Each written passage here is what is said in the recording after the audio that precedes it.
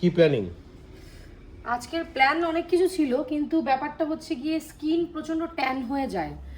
আমরা সবাই জানি বিচ সাইডে গেলে স্কিন ট্যান হয়ে যায়, মানে 2-3টে প্রোডাক্ট মাখছি আমি যাতে ট্যানিং না পড়ে, কিন্তু তাও দেখা যাক, জানি না কতটা কি হবে, আমার গায়ের রংটা আমি ধরে রাখতে পারবো কিনা। তারপরেও আগের বছর যখন গিয়েছিলাম ওই ট্যান এখনো রয়েছে, কিন্তু ফেসটা অনেক কষ্ট করে ঠিক করেছি, এখন জানি না কি হয়, চলো দেখা যাক।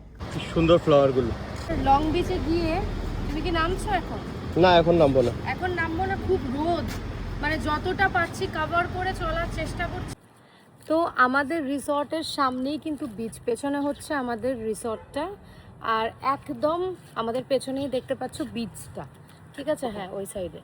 তো আমরা আছি ফুকক বিচে, আর বিচটা ভীষণ সুন্দর, কিন্তু এতটাই রৌদ্র আজকে আমরা নামছি না। আর ভীষণ ভালো লাগছে, অনেকদিন বাদে এসেছি বিচে, প্রায় 1 বছরের কাছাকাছি, কিন্তু ফুকুকেই এসেছিলাম লাস্ট টাইম, ভীষণ দারুণ লাগছে।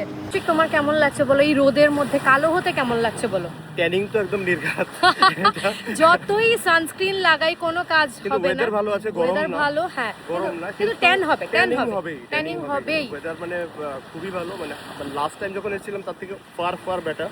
তারপরও লাস্ট টাইম যতটা না কালো হয়েছে, এবারের যে উইন্টার একটু মানে ভাব না, ওটার জন্যও কিন্তু অনেকটাই কালো হবে। আর আরেকটা জিনিস কি আছে যে মানে এখানে হয়তো বোঝা যাচ্ছে না, কিন্তু সিটা পুরো গ্রিন। সিটা পুরো গ্রিন, মানে একদম মোবাইলে green। কতটা বোঝা যাচ্ছে বুঝতে পারছি না। একদম নিট এন্ড ক্লিন, একদম নিট এন্ড ক্লিন। আগের বারও অনেক মজা করেছে, এবার তো জাস্ট দারুণ হবে।